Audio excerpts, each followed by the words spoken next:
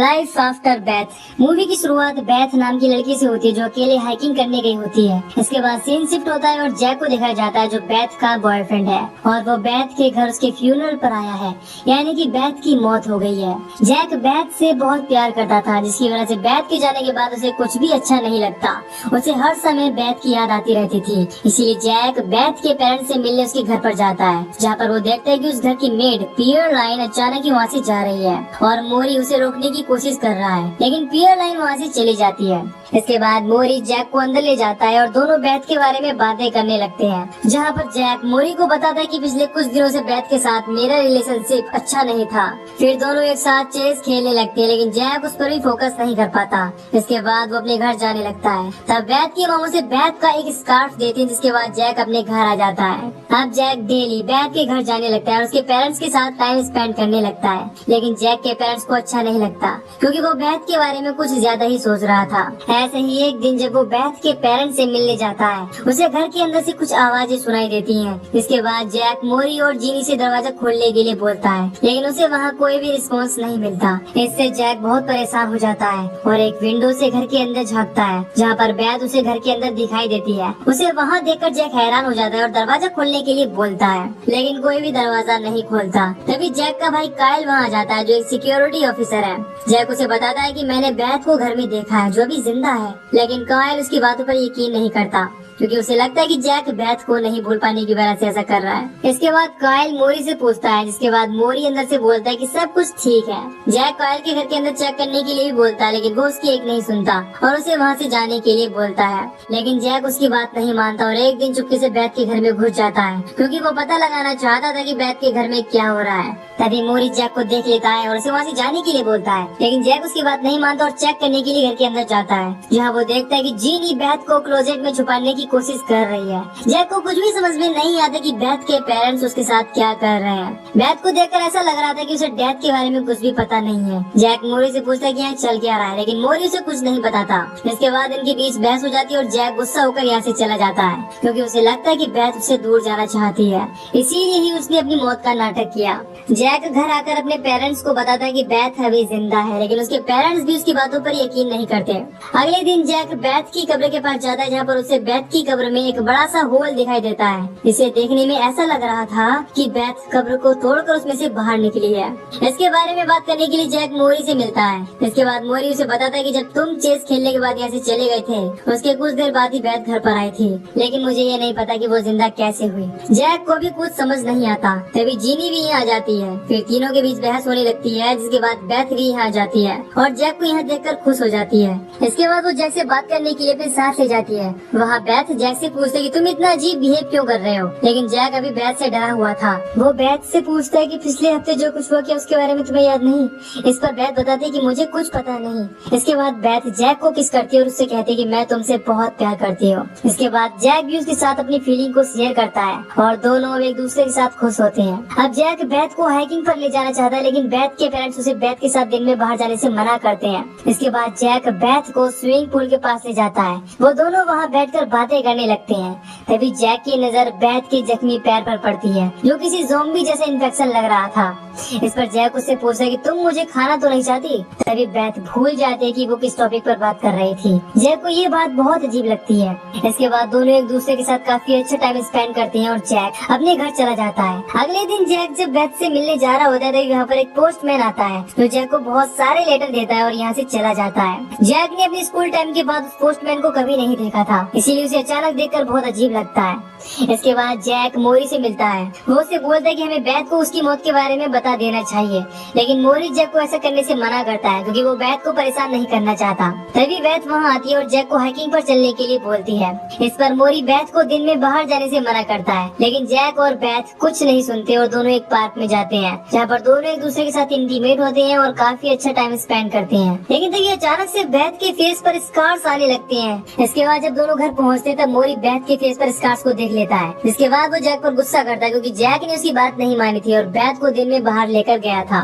तब जैक कहता है कि हमें बैथ को सब कुछ बता देना चाहिए। इस पर मोरी और जैक के बीच में बहस होने लगती है और मोरी जैक को यहाँ से जाने के लिए बोलता है। इसके साथ ही वो उसे बैथ से दूर रहने के लिए भी बोलता है, लेकिन जैक मोरी की बात नहीं मानता और अगली रात मोरी से छुपकर बैथ से मिलता है। इसके बाद वो उसे सरप्राइज देने के लिए बीच पर ले जाता है, जहाँ पर जैक बैथ के लिए गिटार बजाकर गाना गाने लगता है। लेकिन अचानक से बैथ का मूड चेंज हो जाता है क्योंकि वो जैक के गाने से इरिटेट हो रही थी। इसके बाद वो गुस्से में आकर तोड़ फोड़ करने लगती है, लेकिन वो फिर से नॉर्मल हो जाती है। इसके बाद जैक शांत कराने जाता है, लेकिन बैथ फिर से एग्रेसिव हो जाती है और जैक को उठाकर फेंक देती है। लेकिन जैक उसे किसी तरह शांत कराता है और अपनी कार में लाकर बिठाता है। तभी वहाँ रेडियो पर एक म्यूजिक बजने लगता है, जिसे सुनकर बैथ बिल्कुल रिलैक्स हो जाती है। इसके बाद जैक उसे उसके घर पर ले जाता है, जहाँ पर बैथ उसके साथ इंटीमेट होने के लिए बोलती है, लेकिन जैक उसके अजीब बिहेवियर की वजह से उसे मना कर देता है। जिसके बाद बैथ जैक के साथ जबरदस्ती इंटीमेट होने की कोशिश करने लगती है। फिर जैक किसी तरह बहाना बनाकर वहाँ से बाहर निकल जाता है। अगले दिन जैक एरिका से मिलने एक रेस्टोरेंट में जाता है, जो जैक के बचपन की दोस्त है और उसको जैक की मॉम ने यहाँ पर बुलाया था, जिससे जैक अपनी लाइफ में मूव ऑन कर सके। जब जैक एरिका के साथ बात करने लगता है, तभी रेस्टोरेंट का ओनर बहुत अजीब बिहेव करने लगता है। ये देखकर जैक एरिका से पूछता है कि क्या तुमने कुछ नोटिस किया कि मरे हुए लोग फिर से जिंदा हो रहे हैं, लेकिन एरिका को जैक की बात समझ में नहीं आती। इसके बाद जैक जब यहाँ से निकलता है, तभी बैथ उसकी कार के सामने आ जाती है, जिसकी वजह से जैक की कार उसके ऊपर चढ़ जाती है। जैक ये देखकर जल्दी से उसे वहाँ से निकालता है, लेकिन बैथ के ऊपर कार चढ़ने के बाद भी उसे कुछ भी नहीं होता। बैथ जैक से बातें करने लगती है, तभी एरिका भी वहाँ आ जाती है और जैक से बात करने लगती है, जिससे बैथ को पता चल जाता है कि जैक किसी दूसरी लड़की के साथ घूम रहा है। फिर जैक बैथ को समझाने की कोशिश करता है कि वो उसके बचपन की दोस्त है और वो एरिका को बताता है कि ये बैथ है।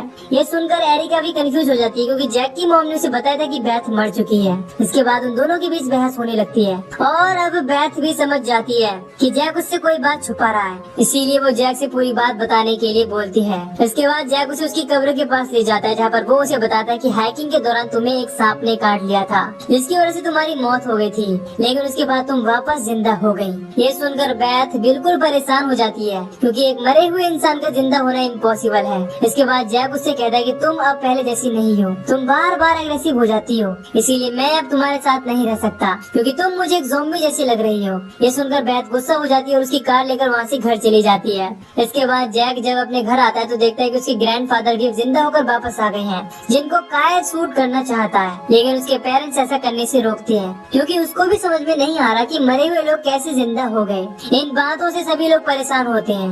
इतनी ही देर में घर की पुरानी ओनर भी जिंदा होकर यहाँ जाते हैं, जिससे यहाँ के हालात और भी ज्यादा खराब हो जाते हैं। इसके बाद जैक अपनी फैमिली से यहाँ से निकलने के लिए बोलता है। फिर वो मोरी को कॉल करके बताता है कि अब मेरे ग्रैंडफादर और घर के पुराने ओनर भी जिंदा होकर वापस आ गए हैं। इसके बाद मोरी जैक को बात करने के लिए बुलाता है, जहाँ पर मोरी जैक को बैथ से ये बात कहने के लिए बोलता है कि वो मरी नहीं थी। तब जैक मोरी से कहता है कि ये सब पियर लाइन ने किया है और वही इन सब को ठीक कर सकती है, इसीलिए हमें उसके पास चलना चाहिए। लेकिन मोरी उसकी एक नहीं सुनता। तब जैक उससे कहता है कि अगर तुम मुझे पियर लाइन का एड्रेस दोगे तब मैं बैथ से बात करूंगा। मोरी भी उसकी बात मान जाता है। जब मोरी और जैक बैथ से बात करने के लिए घर पहुंचते हैं, तभी बैथ उनके सामने ही एक आदमी को मार देती है। ये देखकर जैक की हालत खराब हो जाती है और वो बैथ के पास जाकर बात करने से मना कर देता है क्योंकि बैथ अब पूरी तरह से अग्रेसिव हो चुकी थी और वहाँ चारों ओर तोड़फोड़ कर रही थी। इसके बाद जैक जीनी से पियर लाइन का एड्रेस लेकर किसी तरह वहाँ से निकलता है, लेकिन अब बैथ भी उसके साथ कार में आकर बैठ जाती है। इसके बाद जैक को उसे भी अपने साथ ले जाना पड़ता है। पियर लाइन के एड्रेस पर पहुंचने के बाद जैक बैथ को कार में वेट करने के लिए बोलता है और वो पियर लाइन से मिलने जाता है, लेकिन जैक को वहाँ पर पियर लाइन नहीं मिलती। जैक को पियर लाइन का कजन बताता है कि वो बहुत पहले यहाँ से जा चुकी है और लेकिन इस ज़ॉम्बी के साथ उसका कोई भी लेना देना नहीं है। यहाँ पर जैक को ये बात पता चलती है कि उस दिन मोरी ने पियर लाइन के साथ बदतमीजी करने की कोशिश की थी, इसीलिए पियर लाइन वहाँ से चली गई थी। इसके बाद जैक अपनी कार के पास आता है, लेकिन अब मोरी भी यहाँ जाता है, जो बैथ को अपने साथ लेकर यहाँ से जाने लगता है। इस पर जैक मोरी को रोकने की कोशिश करता है, लेकिन मोरी उसकी बात नहीं सुनता और जैक के सर पर मारकर बेहोश कर देता है। इसके बाद वो बैथ को अपने साथ लेकर चला जाता है। अगली सुबह जब जैक की आँख खुलती है, तब वो अपनी कार लेकर अपने घर पहुंचता है, जहाँ पर उसे अपने घर में एक ज़ॉम्बी दिखाई देता है, जो जैक को देखकर वहाँ से भाग जाता है। इससे जैक घबरा जाता है और अपनी फैमिली को खोजने लगता है। तभी उसे एक जगह पर कुछ जली हुई डेड बॉडीज मिलती हैं, जिसे देखकर जैक उदास हो जाता है क्योंकि उसे लगता है कि अब ज़ॉम्बी ने उसकी फैमिली को मार दिया है। इसके बाद वो अपना कुछ जरूरी सामान लेता है और अब बेथ के घर पहुंचता है, जहाँ पर उसे मोरी की कार में खून दिखाई देता है। इसके बाद जैक घर के अंदर जाता है। वहाँ पर वो बेथ और उसकी मॉम को देखता है, जो बेथ को माइक्रोवेव से बांधकर अपना हाथ काटकर उसे खिला रही थी। ये देखकर जैक वहाँ पर जाता है और जीनी से मोरी के बारे में पूछता है। तब जीनी उसे बताती है कि बेथ ने मोरी को मार दिया है। इसके बाद जैक जीनी को वहाँ से जाने के लिए बोलता है और कहता है कि अब मैं बेथ की देखभाल करूंगा। पहले तो बेथ जैक को देखकर अग्रेसिव हो जाती है, लेकिन अब जैक उसे अपने साथ हाइकिंग पर ले जाने के लिए बोलता है और इससे बेथ शांत हो जाती है। इसके बाद बेथ उस माइक्रोवेव को लेकर ही खड़ी हो जाती है, जिसके बाद जैक उसके साथ जाने के लिए निकलता है। तभी कायल वहाँ आ जाता है और बेथ को शूट करने वाला होता है, लेकिन जैक उसे ऐसा करने से रोक लेता है। इसके बाद जैक कायल से पूछता है कि मॉम और डैड के साथ क्या हुआ। इसके बाद कायल उसे बताता है कि दोनों यहाँ से सुरक्षित बाहर जा चुके हैं। इसके बाद कायल उसे बताता है कि तुमने घर पर जो डेड बॉडीज देखी थी वो ज़ॉम्बीज की डेड बॉडी थी, जिनको मैंने शूट करके मार डाला था।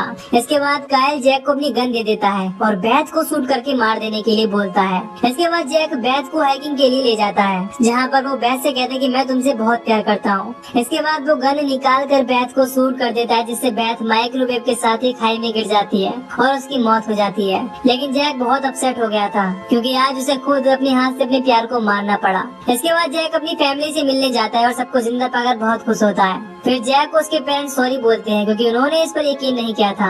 इसके बाद जैक एरिका से मिलता है, जो अपने ग्रैंडफादर को मारने के बाद सदमे में थी।